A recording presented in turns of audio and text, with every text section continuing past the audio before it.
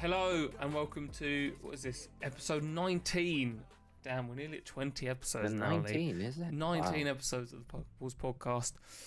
I'm joined with my lovely host, Osirus, aka Lee, back for another week covering the news.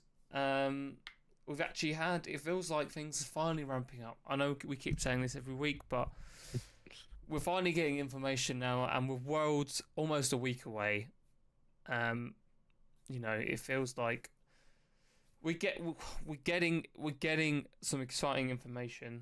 I know we've had some exciting information already this week that we can lead on to in a second. But yeah, it's exciting times. But how are you doing, Lee? It is exciting times, mate. I'm good. I am good, mate. I'm excited for You've got Worlds. I am, coming yeah. up. So What are you excited next for week. Worlds, Lee? Any particular reason? Well, all of it, mate. Really, all of it. It's gonna be first time in Japan, so that's gonna be an experience by itself. And obviously, casting is gonna be extremely fun. Second time casting Worlds, which is just a privilege to do. So that's gonna be great. And then obviously everything around Worlds and all the other stuff. It's gonna be great. It's gonna be absolutely amazing, mate. I cannot wait for it. Honestly, it's gonna be good. And like you say, things are starting to kind of come out the woodwork in regards to updates, potential things that we could see, and we know for a fact we're gonna get some sort of announcement at the World Championships. Whether or not it will be a reveal date for the DLCs, which could possibly be, or maybe some information teased around it, or might not be anything at all, but we'll see. Yes, we will have to wait and see. Mm. But yeah, I don't think it really is. We might as well just hop straight into it. I know we had a sort of big discussion before the podcast about stuff, but Yeah. obviously the most exciting thing I think is that we've had a Datamined Pokemon Presents for which seems to be happening next week. It's not come up again. Ooh. Disappeared, yeah. It's a disappeared again. data-mined Right. information from Pokemon Masters, and this kind of popped up from the data-mined information with some information about a Pokemon Presents, or an event happening after a Pokemon Presents on the 8th of August, which is a week, well, next week, because we are recording this on Wednesday for once, and we are all up to date with everything going on. So, yeah, next Tuesday is supposedly the date for when the Pokemon Presents will be. Obviously, as of recording this podcast, nothing has been confirmed yet from Pokemon, and if we are going to get a Presents next week, you would imagine we'll probably get an announcement either later today, tomorrow, maybe even Friday. I don't think they're going to announce it on Monday, but you never know. Possibilities are endless. But the thing is, right, it to me it seems a little weird that they decided to do Presents a week before. Well, not even a week before Worlds, like 3 days before Worlds. And so, yeah, think about it now. Like, I don't think they're gonna reveal much really, unless they're gonna tease the tease that they're gonna tease at Worlds. Because they're not gonna drop a shit ton of news right when Worlds is like 3 days away, because they're probably gonna do that then. But is the news at World's going to be kind of, it's never really huge news, right? They normally tease a new Pokemon or a mechanic or something like that at Worlds, which is more related to, the video game itself, in regards to the game. So whether or not they kind of set that teaser up for Worlds with this Presents, I'm with you though, mate. I am a bit skeptical on this actually coming to fruition. I really honestly feel like it's very close to have like No, from going I from think it will Pokemon happen. Day. I'm thinking Do it you will think? happen. Yeah, I Yeah. think it will happen. I just don't think it will be. Like I say, I don't think it will be very. It's a fruitful. Presents though. I don't know. Maybe we're wrong, but you're right. It just for them It just to feels do, like a lot of why effort to go do it to when they're not going to afterwards? drop anything. Why not do it afterwards? You're right. I guess if it's a Or do it present, at Worlds, or do it at Worlds. I don't know. I mean, Yeah. maybe we're wrong. Maybe it's too long to do in the closing ceremony at Yeah. Worlds. Maybe that's the thing. And they want to do it close together, but they don't want to do it in the Unless it is the week unless of they Worlds. drop some more information, but incredibly vague information in the presents, and then they build upon it for Worlds. I guess that would make a lot of sense, right? Because at the end of it, they could say, make sure you watch Worlds, to get the full information, right? Which will help build up the hype for Worlds even more. So I guess in my head that actually makes a lot of sense. Whether or not that actually that's how happens, I kind of saw it playing out. If that's what was going to go down, I just feel like it's from going from Pokemon Day in February to now, and having like one additional trailer from that initial trailer about the DLCs to now, to going to a week where we're potentially getting 2 big drops in 1 week. It just seems like unless I know this is what they want to do, unless they really just want to. Because if we are getting the DLC in September, which maybe we'll find out on Tuesday, maybe we'll find out at Worlds when it actually drops. You'd like to think we would find out soon, right? Because it feels like it's getting to that point. Maybe they're just like, okay, we just need to start hyping the shit out of it. And it does seem weird to do 2 big reveals essentially in 1 week, but maybe as part of their Worlds promotion, they might have loads of stuff to tease in the coming weeks. Like I said, Worlds is what? So after Worlds will be 3 weeks until beginning of September. So, there's not really a lot of time. So I guess it just depends. Unless they could just announce the release date at Worlds. That would be pretty hype. Well, yeah. That's hype enough. They could tease it on Tuesday in the presents with another trailer, show some new stuff off, and then drop the release date at Worlds, which could work. Something like that. I think that's probably what they're going to use it as. Like, this is a springboard for what we'll be expecting at Worlds. I think if it actually happens.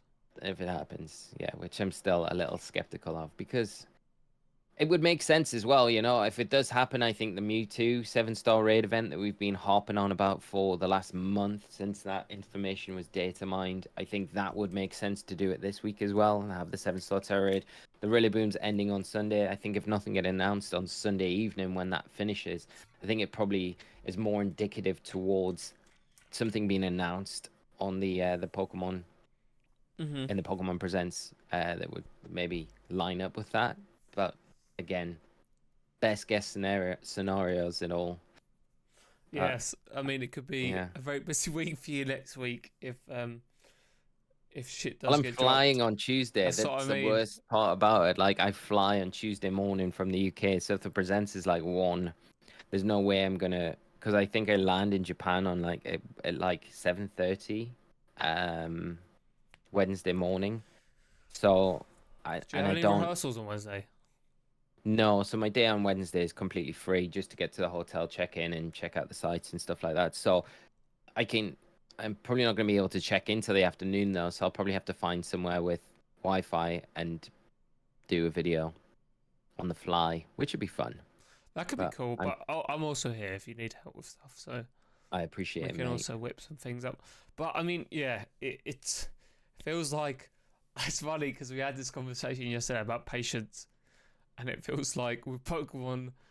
I mean, life is about patience, I guess, sometimes, but it just feels like when you're waiting for game stuff, especially with a company that I'm convinced doesn't really have a solid release schedule for certain things. Maybe the games, but for everything else, I think they kind of make up as they go along. So I'm kind of like, you just have to be patient and wait. You will eventually get what you want. It'll be very interesting. Obviously, the World's coming up, because we're not going to harp on this for too long, because I know a lot of people aren't necessarily interested, but they recently changed the structure for Worlds. We were talking a lot about it before the podcast. Yeah. It's a big deal it's a big deal because this is one of the biggest changes. The circuit has needed a big change for a while, because it's becoming... I mean, particularly last season was the most prominent season where we saw it happen, but normally with a game release, not necessarily just the VGC, but there's a big, obviously, boost of promotion for just the brand, the IP in general, right? So the competitive scene, regardless of whether it's video game, TCG, Go, and whatever, it tends to get a big boost whenever new Pokemon content comes out. And last year, particularly, as we've mentioned on the podcast in the past, the numbers for events were through the roof. We're finally sort of getting to feels like we're kind of sort of hitting esports numbers or it was cool to see events were stacked, but it obviously came with a lot of problems. Attendance, not being able to get a ticket was one of the most frustrating things, and excuse me, and the payout, so the way you qualify for Worlds, it felt like it needed to change, particularly the world structure in general. And it was a half season last season. And it was a half season. It was made it even more difficult. So I think coming out of COVID, it was things were difficult. So I'm not blaming them for that, but I'm glad that they've done a change. So just to briefly summarize how the qualification system used to work. So we've got the VGC numbers here, but this isn't necessarily. It's very slightly depending on the game or whatever it is you're doing, but there's normally at Worlds you'd have day one and you'd have day two. So day one would be Friday, day two would be Saturday, finals would be on the Sunday. You could get a day one invite and a day two invite. They were technically treated as two separate tournaments. So in order to qualify for day two, you either had to get the most amount of CP in your region. There'd be a certain bracket where you could get a day two invite to Worlds. Yeah, like top 8 in the US CP standings, championship point stands at the end of the season would get that day 2 invite. Top 16 would be European, LATAM would have their own, and Oceania would have their own as well. So the top placing players in the championship leaderboard at the end of the season would get those day 2 invites. Everyone else has hit that threshold for like the championship bar for a Worlds invite, which for Europe this season was 300, US was 350 or 400, I think. So if you hit that amount of championship points, you guaranteed your day 1 invite, but you had to play in day 1 of the tournament, and you'd have to finish day 1 with an X and 2 record or better to progress on to day 2, and that's when the real beef kind of the tournament started. So it's a grueling process, but they've totally restructured that. I'm throwing it back to you, mate, to take it on for next season, which is, I think, a really positive step. Yeah, no. So thank you for explaining that. So essentially day 1 and day 2 basically were 2 different tournaments. If you did well enough in day 1, you made it into day 2, but people could basically almost get a head start into the day 2 tournament if they were good enough. But they've changed it this year now that they've basically binned day 2, which we've been saying for a long time. That something needed to change, right? Because it felt like we were talking about Worlds needed to be exclusive for like the best players around the world, and I mean, it sort of didn't almost feel that way. And so this season they've done a few things. One, they've upped the qualification requirements to get an invite. And then 2, they've obviously, as I just mentioned, they've been day 2. So now it's just a day 1 tournament. Now, whether or not that ends up being 3 days or 2 days, we're discussing. Normally it's 3 days because, you'd have the day 1 on Friday, you'd have the day 2 on Saturday, but it depends on how many people end up qualifying. I guess with this new structure and the higher qualification bar, we don't know whether there will be higher numbers, lower numbers, the same amount of numbers. And it'll be interesting to see how stacked the actual tournament will be because, like I said, normally you would have a split between day 1 and day 2. Day 1 could still be really busy, but you'd still have day 2 would be a lot smaller because there's less players. But now it would essentially be treated like a much larger tournament over 3 days or 2 days. We don't know. In my head, it makes sense as 3 days. I think you're right with the 3 days because I think when you it does depend on the amount of players that do qualify in attendance. Because if you're looking at like 9 rounds of Swiss on, say, the Friday, you're not going to then play 9 rounds of Swiss and then play up to the finals. What they normally do, top cut up into finals. The Sunday, so that would be the Saturday finals. Only. Yeah, so you would probably play Swiss on the first day, and then you'd play top cut the second day up to the finalists, and then Sunday would be the finalists. Because we were talking before the pod whether or not this means they could potentially bring back a last chance qualifier, and they may do. They may do a last chance qualifier on the Thursday next year because they can do it with this system as well to get into the World Championships for those players that maybe missed out on going to the events throughout the season because they couldn't commit to it for whatever reason, or they just missed the CP cut off with the amount of CP that they could acquire throughout the season, and it give you that last chance. Now, they used to do a last chance qualifier where you could rock up to Worlds, play in that tournament, and it would get you into the actual tournament the next day, which was How well did you have to do to get into it? Or was it only the winner? It depended. Like I think the last one they did was like every X2 player by the end of Swiss got in, but then there's previous years it's been like top 4, top 2 of the tournament. Bro, pretty hard to get in. Oh, it's brutal. It's the most brutal way to get entry. But I mean, it's the World Championship, so it should be a really like that's almost as difficult, if not harder, an achievement to get into Worlds than any other route that you've got throughout the season. Because it would be stacked, right? Because anyone who hasn't stacked. qualified, depending on it depends on the location. Obviously, Worlds in Japan this year has made it less accessible to a lot of people because it's harder to get to, and it's in the summer as well, so it's expensive. So it does depend on where it is, but if it's in a more accessible location. I think it might be. I would say, like, I have no idea. We'll obviously get the announcement where Worlds will be next year in the closing ceremony, which is one of the most exciting parts of the closing ceremony, where Worlds will be next year. But I do think that it probably might go back to the US because it hasn't been in the US. It wasn't in the US last year. And obviously then before that, we had all the issues with COVID. So we didn't have World Championships for like a couple of years. So I think it probably might go back to the US. And then I think it might be on a rotating cycle. Then we've talked about it before, where it might go between Europe, US, Asia, and then kind of do a rolling cycle around those 3 regions. But we'll see where they do it. It'd be cool to go back to the US. I think I always enjoy Worlds in the US wherever it has been. There's been some. It's a lot easier to get to, right? I mean, you were saying I've never been to Worlds, but I've obviously Worlds. You went last year. No, yes, that's a lie. I've been to London, but previously, before London, it's like I saw you there. What are you talking about? I basically just yeeted it into North America. It'd never been anywhere else. That's why London and Japan this year was such a big deal because they'd always stayed in.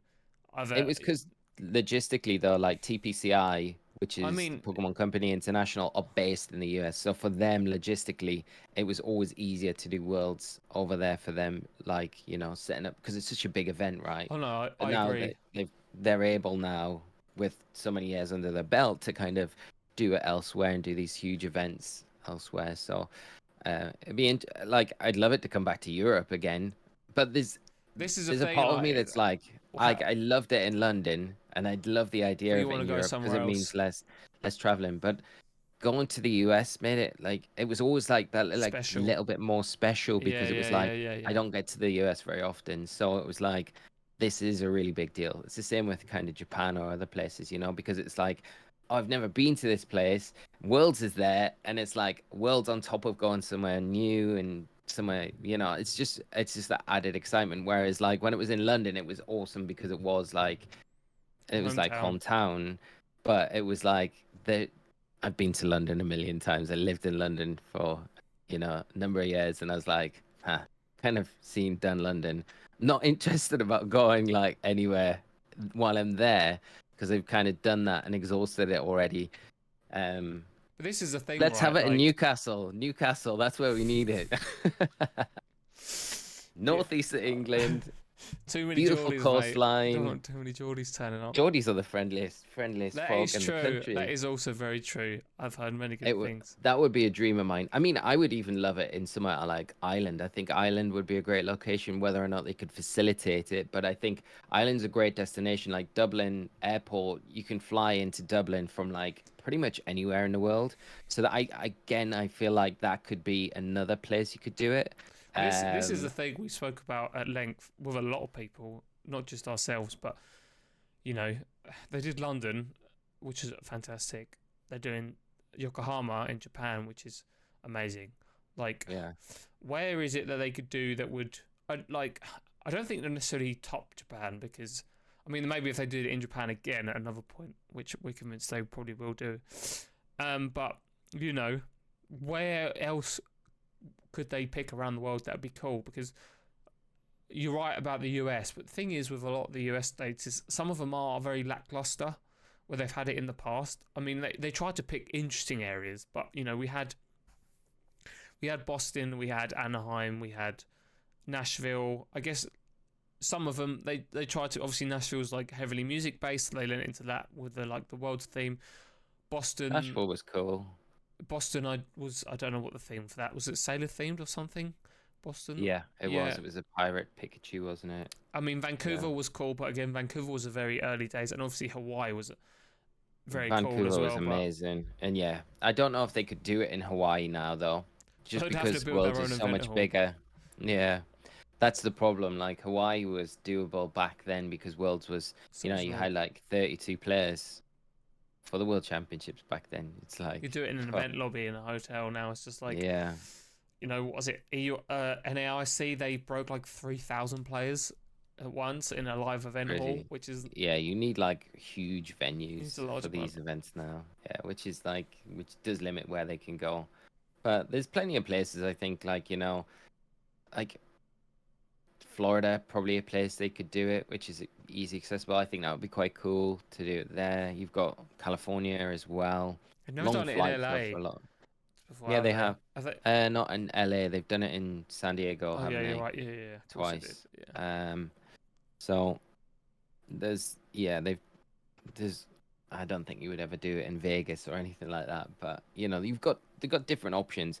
The thing is as well, there's like certain laws about prize money, which kind of we had this discussion. Instantly gets rid of like the option of having it in certain countries like Spain. You're not going to be able to have it in Spain because can't give out money. You can't give out prize money if you're paying entry in prize money. Italy's a bit iffy because I think you need to state the exact amounts that players can earn or something before the tournament. That's why you get special events in these countries rather than regionals. So there is issues. Special events are free events, just to clarify. So when we go to an event, they have a payout, and you have to pay to compete. And there's no cash reward at those events. You just get the championship points, and you get like travel stipends or whatever. Yeah. So, you might not even get travel stipends. I think it's just the championship points, isn't it? Yeah. It's specials. So yeah, there's a few countries that you think probably won't ever be there, which is a shame. But you never know. It kind of narrows down the options with where it could be. Like Germany could definitely house it. We've seen it in London. They can definitely do it there again. There's a few places around the UK where I think they could do it if they came back to the UK, which would be cool. I'm sure France would be able to do it. Yeah. I think Paris could be really cool. I think if they did Paris it again, I think Paris would be fun. Yeah. I don't know if they have an event hall in Paris though. They must do. They have to. But yeah, I mean, like I said, I'm pretty convinced at this point they will come back to London. And they definitely will go back to Japan at some point.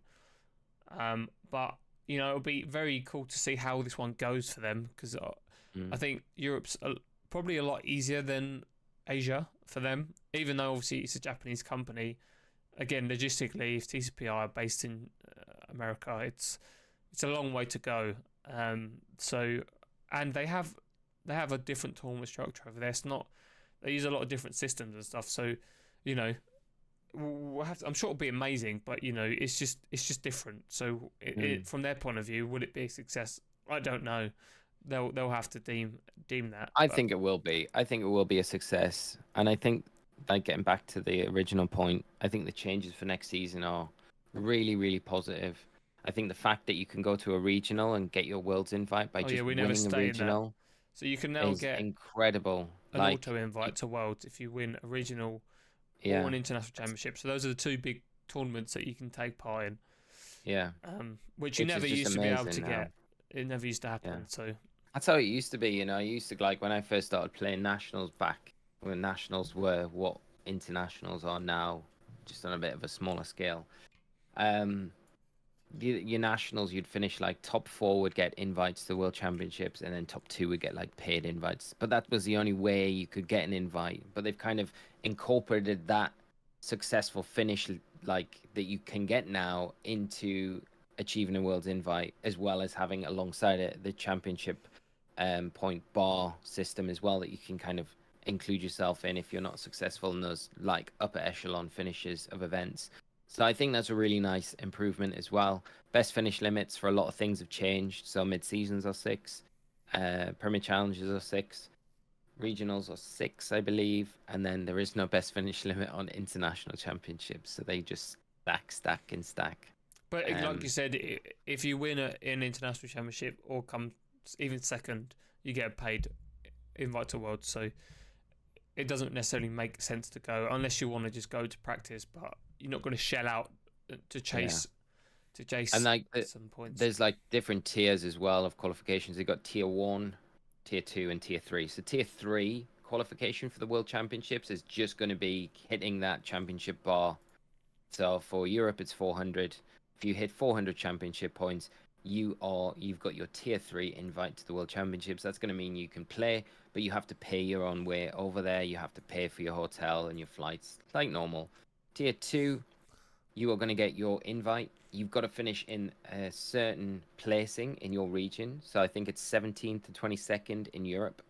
It'll be different for the different regions, but there you get a portion travel award and your invite to World Championships. And then the upper echelons of those finishes, like if your place is 1 to 16th in the championship leaderboard in your region for Europe in particular, will change again depending on the region that you're in.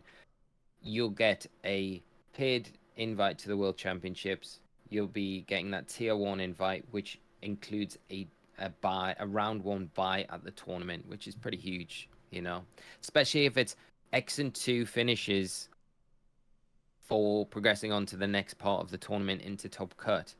It's one less win you need that day, so it's a big deal.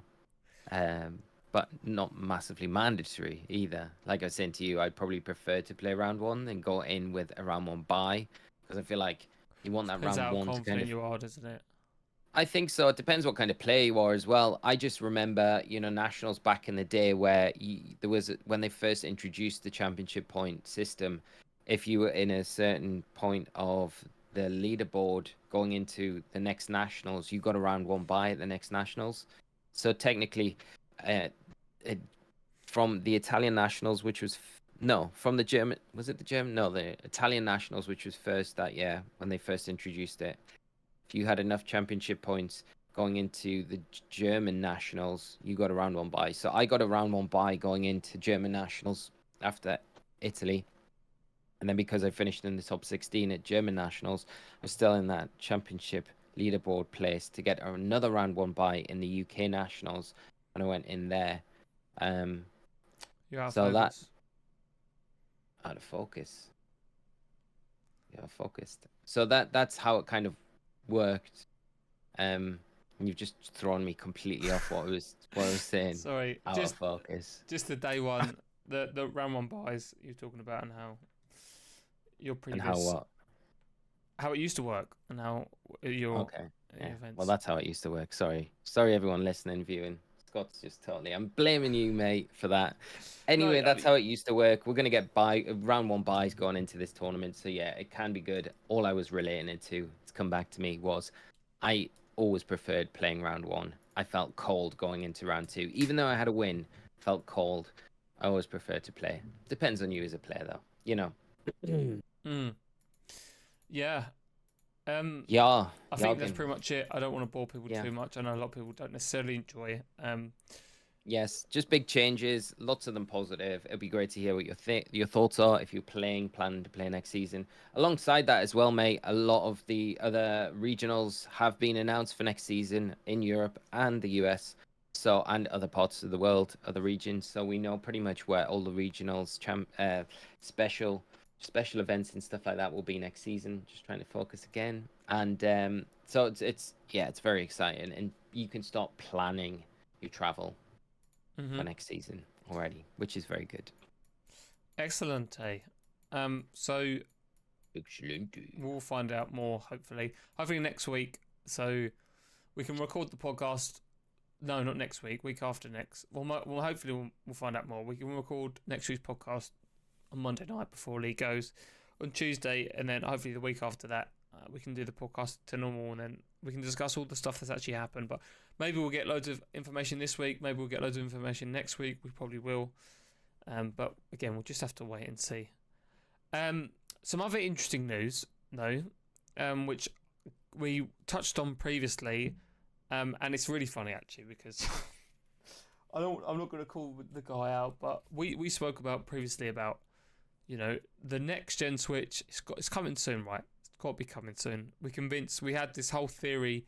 Was it last episode or the episode after that where, you know, that it comes out next year, right? We were like, it could come out next year. They announced it at some point this year. Comes out next year in like April, May next year. They'll have a launch game. What launch game that will be? I think a lot of people in the comments were like, it'll probably be a Mario game, which makes a lot of sense. They'll launch a game with it, and then obviously you have all that time for people. You get all the people that will buy it because they'll be like, they'll insta buy it because like, I want this. They'll pre-order it, which, depending on what they do, you know, I don't know whether I would, but I'm probably going to end up getting one anyway. It obviously depends on the price, but I can't see them upping the price, but they might, you know, you never know. So that will come out in April.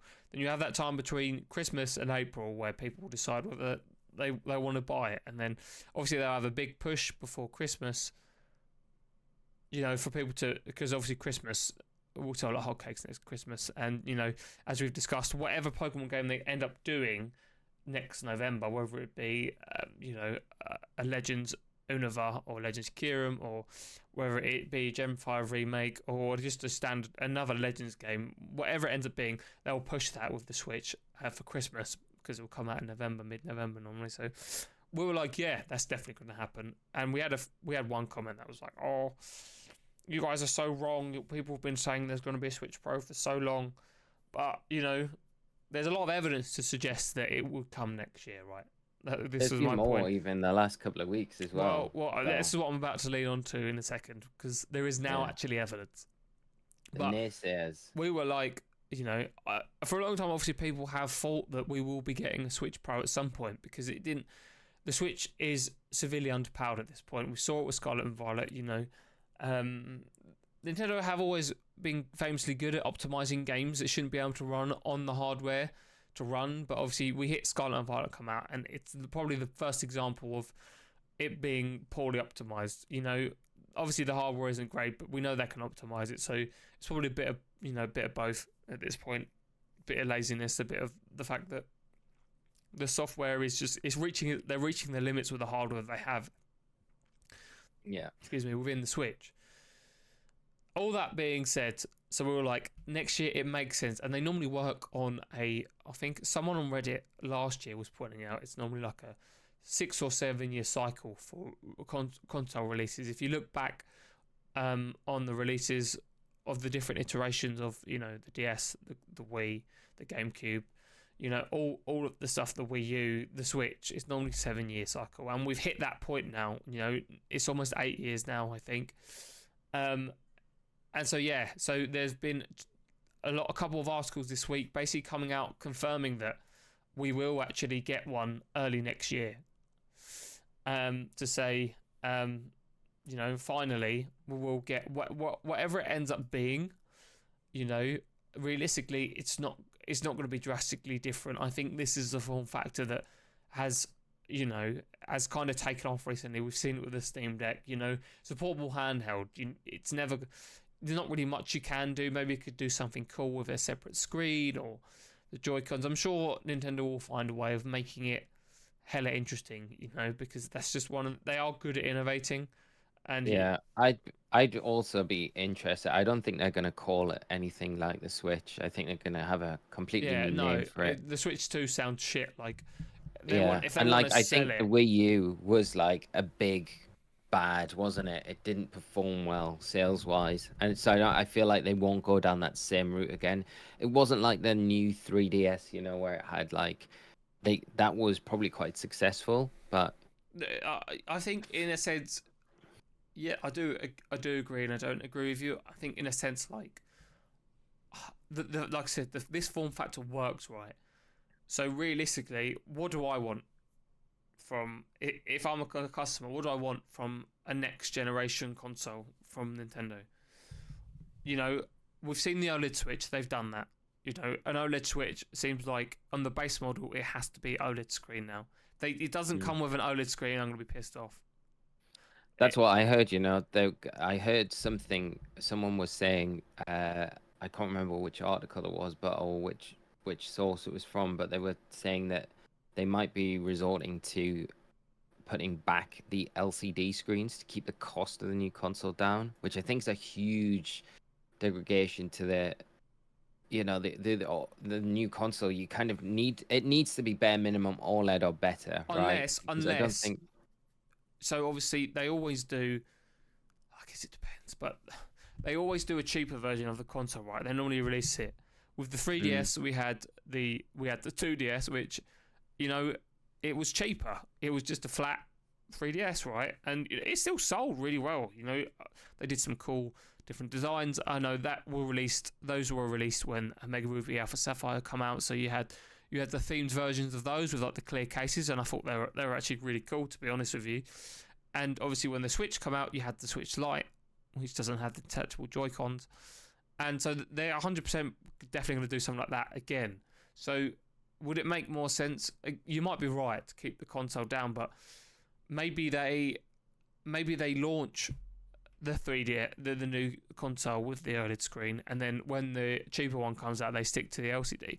Because I think a lot of people are going to be upset unless they get a really good LCD screen, because it's little things, because like I said, at this point, there's not really much you can do innovation-wise. I mean, I'm sure Nintendo will, but little things like the bezels, right? The bezels are chunky AF on the original Switch, right? You can see here they're large. They're large bezels on the Switch. It seems like an outdated console at this point. It's not, but it is and it isn't, right? You should not have bezels this thick on a modern day console.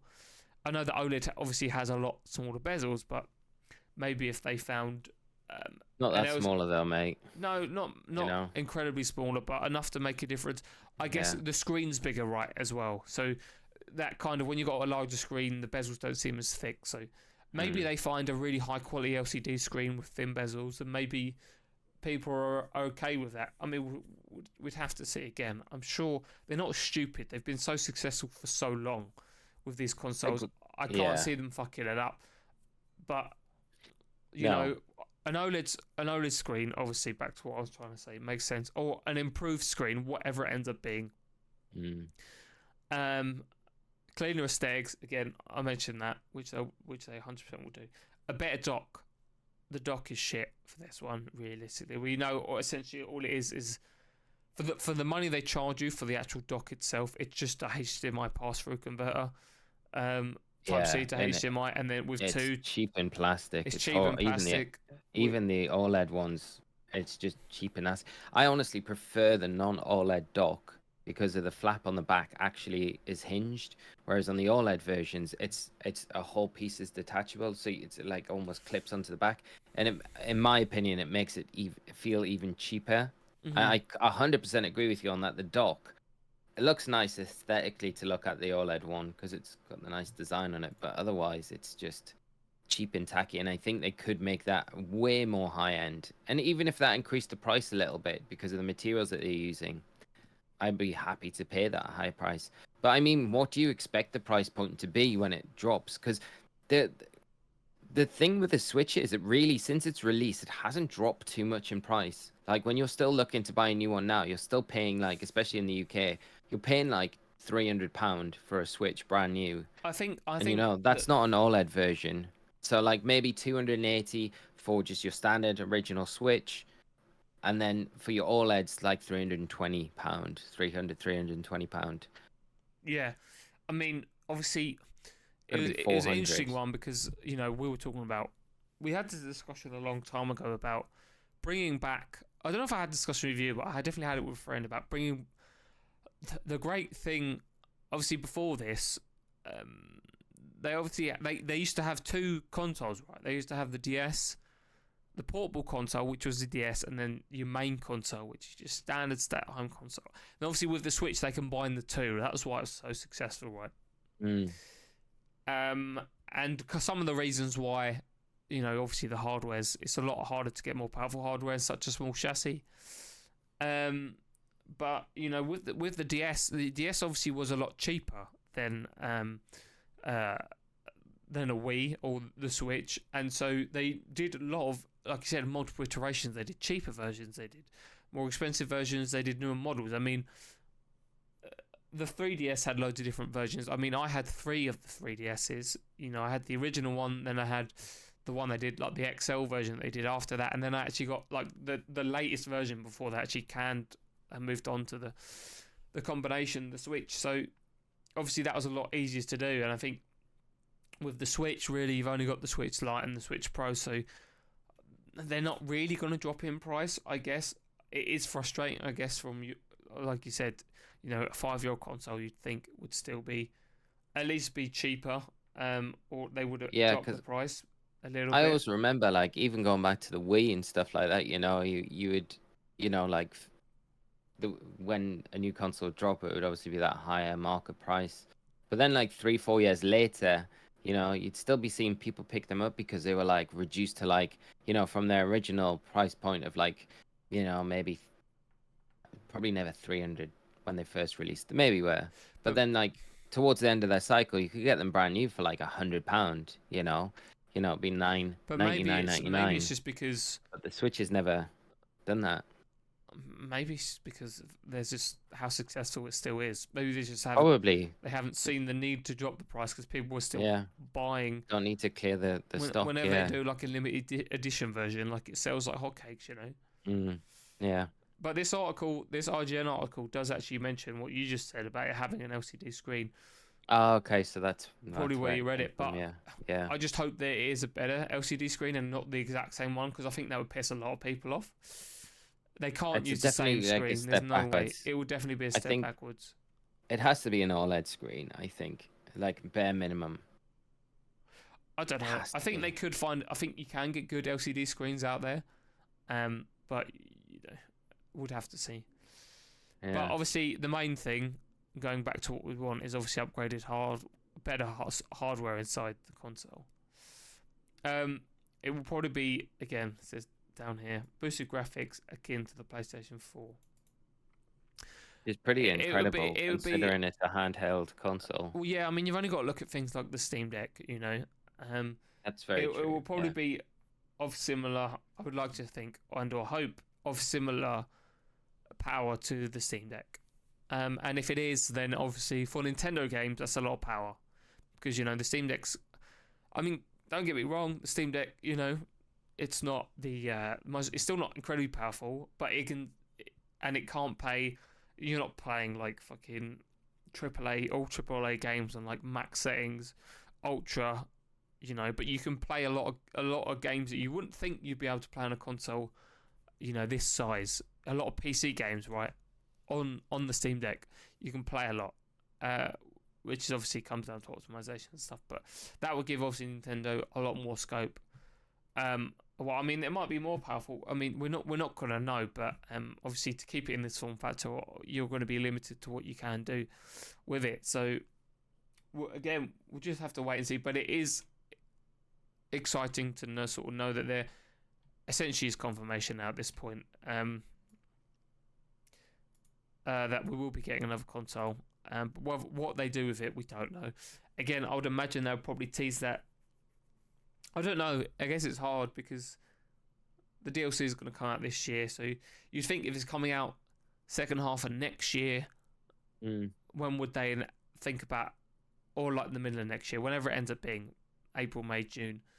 I reckon April, because I think that's when, similar to, I think the Switch released in March, so maybe you'd think they would announce it soon, maybe after Christmas, beginning of the year, say that one's coming, but then would they want to hype it up more?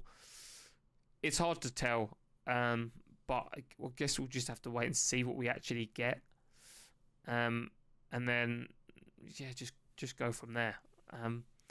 Just looking at the past years for when we next do a Nintendo Direct, like roughly, we kind of know that we're probably going to get one around September time.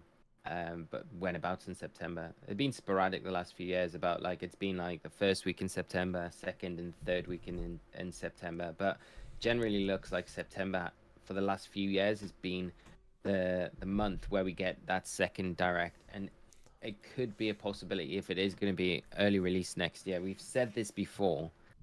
that we could get an announcement as soon as that. So September could be a really exciting month, not just for Pokemon fans with potential DLCs dropping, but also for the general wider fan base of the the Nintendo franchise, where we get that new console announced.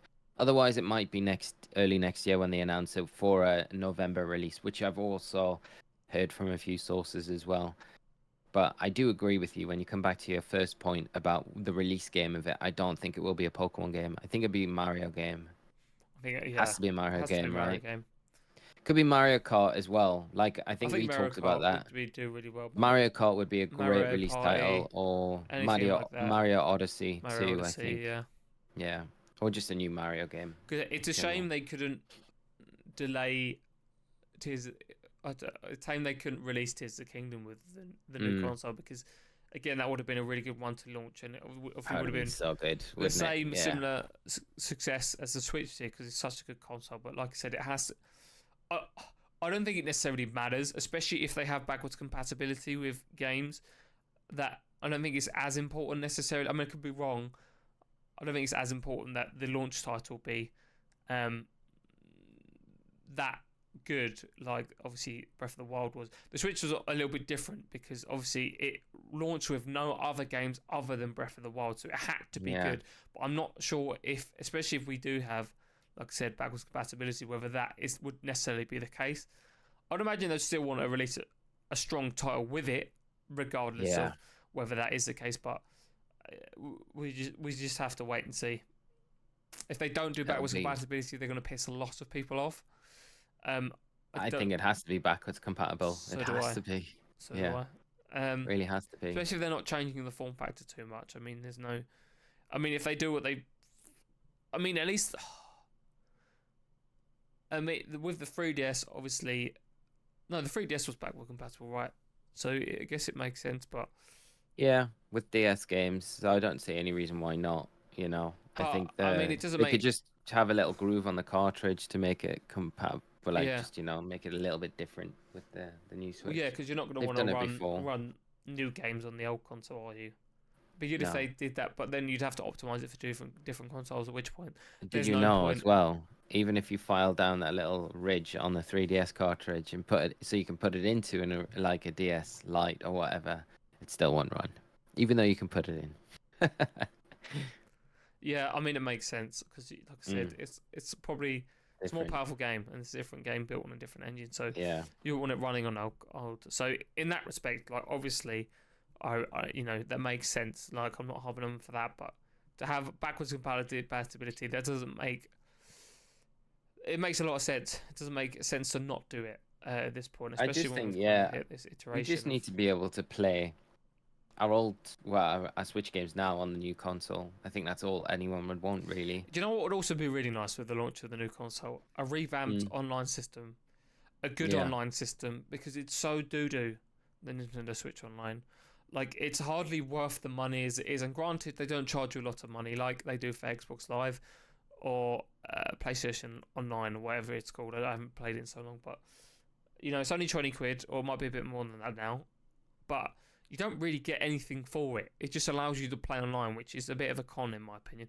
No, it's a lie. You do get the retro games, but again, it feels like it's not worth it in my opinion. I'd rather it be more money and be developed better and have a stronger library of back catalogue of games. Like you said, it doesn't make any sense to me, especially when they're so fucking hot on emulation and say how it's bad, and they shut anyone down who runs emulation and hate it. Why they don't push, especially for like an online Nintendo Online subscription, charge 50 quid a year, but give everyone access to every single Nintendo backlog.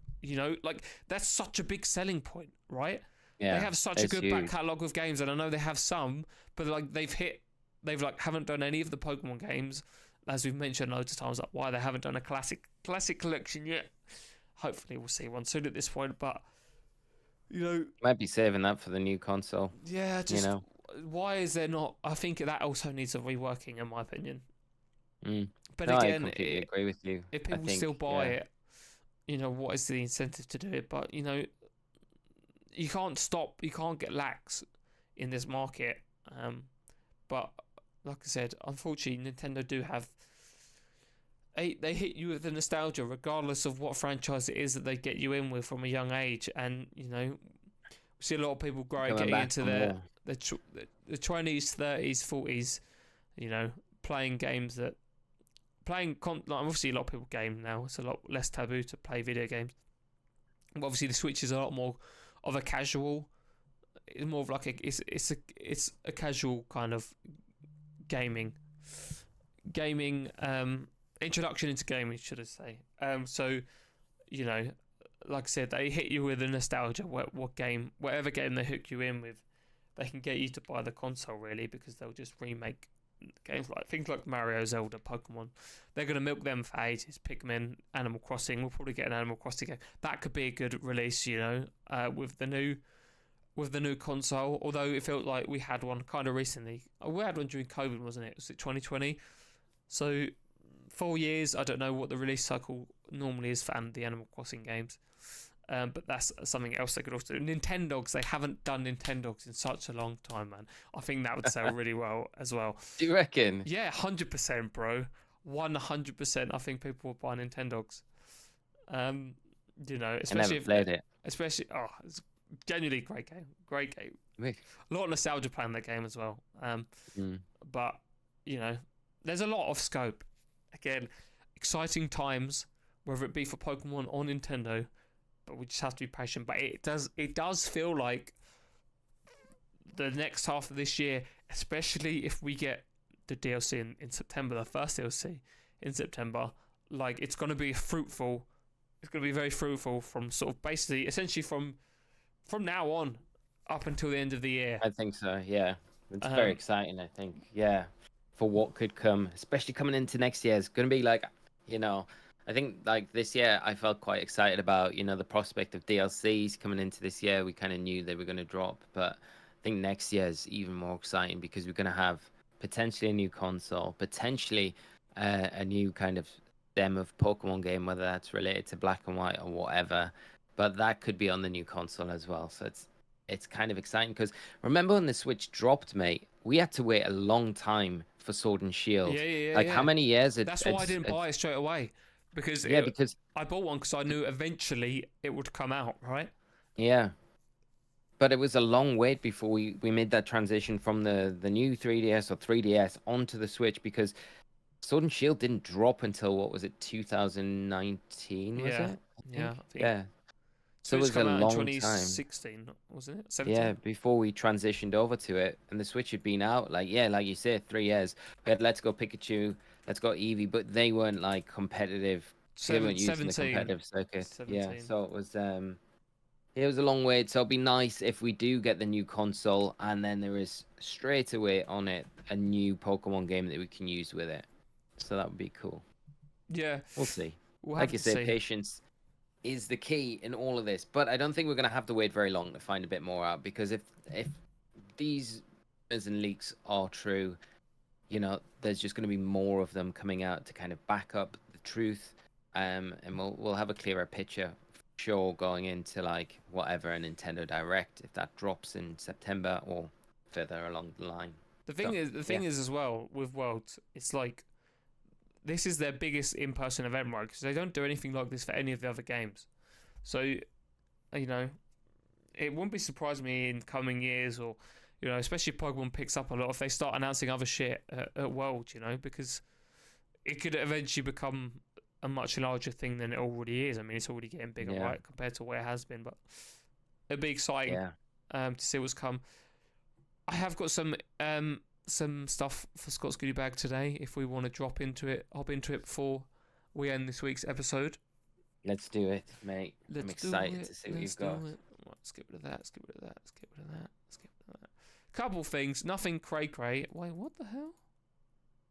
Okay, well, I thought I had more than this. Where did it go? Go back to Reddit. So, the first thing I had. Hang on. On the fly. Oh, that was it. I had a couple things, didn't I? Let's open that up. So the first thing I saw it's not the coolest thing ever, but for me, for those of you who don't know, Shuckle is my favourite Pokemon. It has been for a long time. So I liked it because, you know, I saw it, I was like, oh, it has the most largest defenses stats in the game. So I was like, love this Pokemon. So I loved it for a long time. My username was DFW Shuckle for a long time. That was what my old channel used to be called. That's what I used to go by as my old online game name and stuff. So basically, all that being said, I found this article of someone who beat BDSP with just a Shuckle. Very cool. A shiny Shuckle that they had did the whole thing with a Shuckle, and I just thought that was very cool. That is very cool. Brilliant The Diamond whole Shining run Pearl. with the Shuckle. Mm-hmm. Did they start with it at level 1 or level Let's have a look. a low level after hatching it? I'm presuming they hatched it or caught it in the wild or what? I don't know. It's a very cool story. Main moveset was Defense Curl, Rollout with Power Split and Substitute. Nice. Acupressure and Rest. They changed it about, but super happy with the run. Had a blast. So yeah, I just thought that was cool. Just, you know, you see a lot of people do runs with just one Pokemon. Shiny Shuckle looks sick in that game. I've almost finished BDSP. I know. I know we've It mentioned looks so good, doesn't it? It does look good. It looks amazing, actually. That blue is like the blue with the Lovely. yellow looks great. Yeah. That's another reason why I like Shuckle, because Shiny Shuckle is blue, and blue's my favourite colour. Yeah. But It's yeah, very, very nice. I've almost finished finished. on that. That's cool. I've almost finished it, so we can do some shiny hunts soon. I just need to do the league, which I found out recently. Like, you can't buy ethers in BDSP, which is really annoying. So I don't know what you're meant to do if you run out of PP. Just die, I guess. But I'll have to try see how good the run is. And then the other thing that I saw, Should be all right. kind Just of level up enough. Yeah. Get yourself a Clefable as well for Cynthia. It definitely helps. Does it? Okay. Thank you. I'll remember that before I do it. The other thing, back kind of into our retro corner, as we've been banging on and on about, not banging on and on about, but Lazy enjoyed customizing his old consoles. He did it with his Game Boy Advance and his SP and also his DS. And I say I'm going to do it. I will do it eventually, I promise. But I found some really, really cool designed SPs. Oh, wow. On Reddit. So Game Boy Advance. Look at these bad boys. For Ruby and Sapphire. That was the word I was looking for. So Are they skins or are they actual no, printed? they're cases. I mean, look at these. They look gorgeous, bro. That's super nice. So nice. But yeah, I love the Kyogre one. Yeah, It's really nice. I want one of these. I want one. But Very nice. I thought that was just nice. Like I say, you can do a lot of things. I do like the clear cases, but I think you have to find a kind of sort of find the right decals and stuff that you want to go with them. Because I think on their own, sometimes the clear cases can just be it depends on the console, but they're not always the best looking. And then the other thing that I found was some guy. What the hell? Why is it not gone up? Some guy got 16 cards in one pack. 16 cards in one TCG pack, and these are his pulls. What? No, that's got to be. That's not good. That can't be right. That's got to be like, just fake. I don't know. 16, and he got all of those. Yeah, that's mad. I don't know. Someone at the factory's like, this guy's gonna have a good day. I'm gonna fix this up. When I say a gold pack, this is a gold pack. Just scooping off the gold cards, ram them in. There you go. Wow. Well, it was from a Family Dollar, so I don't know what that is, but he said it was a Rebel Clash pack. So what? That's mad. Like, someone's here said they've had 15 cards in a pack before and Lost Origin. Wow. But it didn't give him anything special. 15. Jeez. But I guess if the machine breaks, maybe if the machine jammed or something or malfunctions with, maybe they've got a slot of super rare cards that they put into every 20 packs or whatever. Yeah. Maybe it malfunctioned and they just yeeted the extra cards in there. Maybe, yeah. But that is wow. I just thought it was crazy. I'm looking forward to getting some cards. Hopefully, when I'm over in Japan. That's like the one thing. But I know that the issues that they're having over there at the minute. Yeah, I mean, you're gonna have to pick me up a booster box. Which one? We'll see what we can get hold of, but I like Japanese booster boxes. They're very different to regular booster boxes. Oh yeah, I love opening Or Japanese. English Western. They have their Yeah. own. You can get smaller ones like that. The special sets normally come in, and you can get larger ones. But the packs, you only get 5 in a pack. So Yeah. they're very different. Obviously, the borders, we now have the sealed borders as well, but there's some very cool cards. The cards from the new 151 set, the Master Ball cards look so cool, man. The Master Ball Pikachu cards. Mwah. But if they have anything like that, 100% pick this one up. We can discuss that later on, but it'll be cool. I'm sure you'll find some cool stuff. I'm thinking about, the skateboard. I kind of want the skateboard, the one they've done for this world, because I looked at them last year and I was like, they're expensive, but the one for this world looks so cool.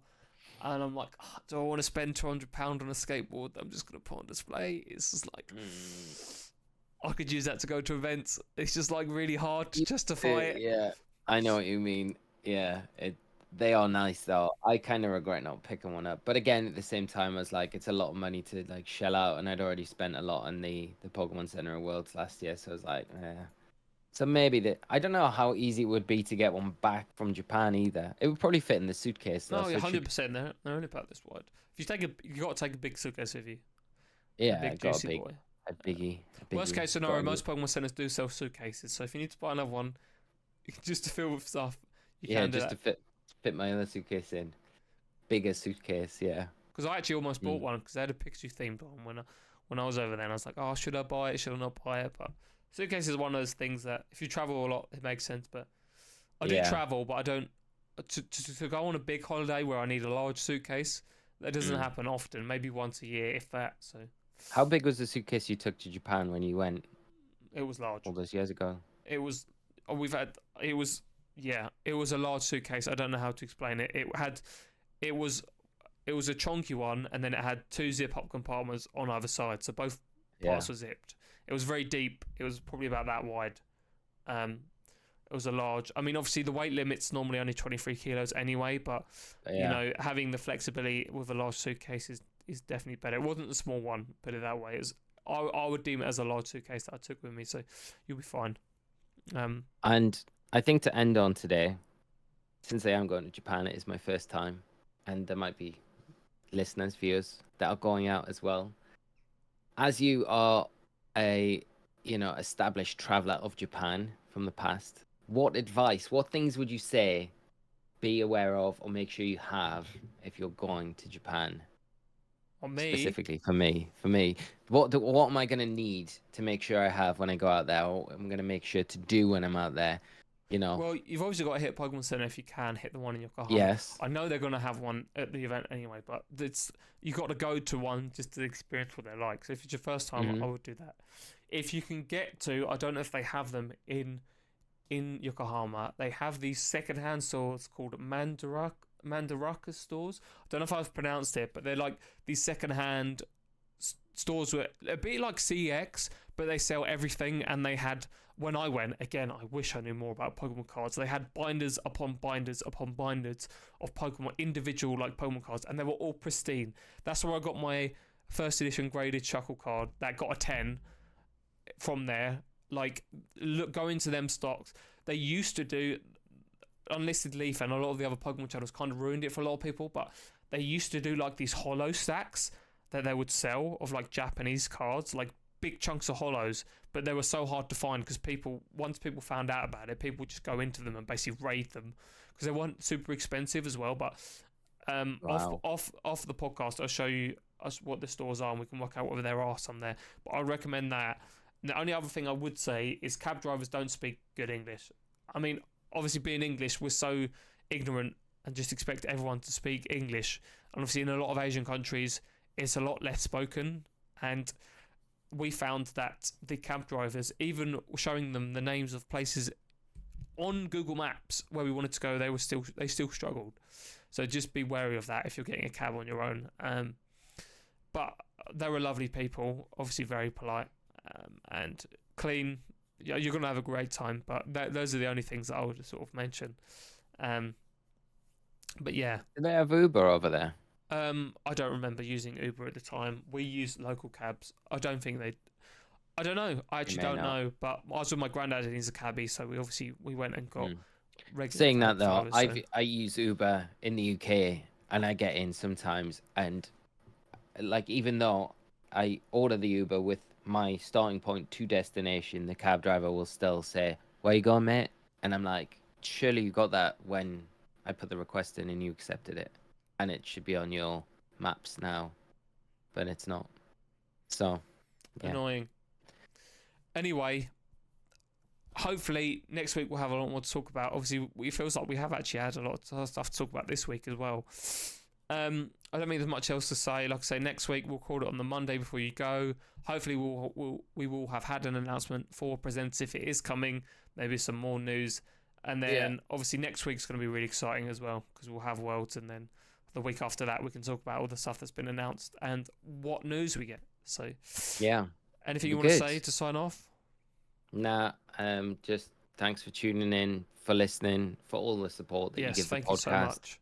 I will be enjoying Japan. I will take as much footage, photographs, and things to share on the podcast when I get back, and hopefully I've got some funny stories We could do a to Japan share with special. you all. We could do a Japan special episode. Yeah, it'd be good. Cool.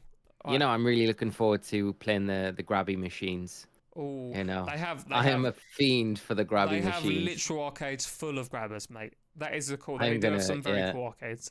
Don't I'm waste gonna all go your to money. town. I probably will. I am terrible for them, mate. If there's like, you know, the odd ones over in the UK here, I know I'm dragging this on, but they'll have like maybe Nintendo characters in. I'll be like, I'm staying here till I get one of those. I need it. I need it, yeah. But yeah, no. No, So in Japan they seem to yeah. make a lot more effort with some of the vending machines. So at least some of the stuff you'll be getting will be like specific to Japan, not like just like a cheap Mario plush that you could get online anywhere. So Yeah, I was speaking to Lou, and she's the plushies that she's got. I think she got like a Dragonair and a Dratini last time I spoke to her, and she's like, they're like legit, like really good quality. I was like, she's like, they're not like the cheap, quoting, not like the cheap tat that you get in the UK. So I was like, well, that's cool. That's cool. At least the money that you pay for it's kind of worth it then. yeah, wicked. So thank you everyone for listening. Thank you, obviously, Lee, for coming on the podcast as usual. It's Thank been you as fun. well, mate. A lot to talk about, and then hopefully next week will be even more stuff to talk about. So goodbye for now, Well. and we will see you next week. Au revoir. Take care, friends.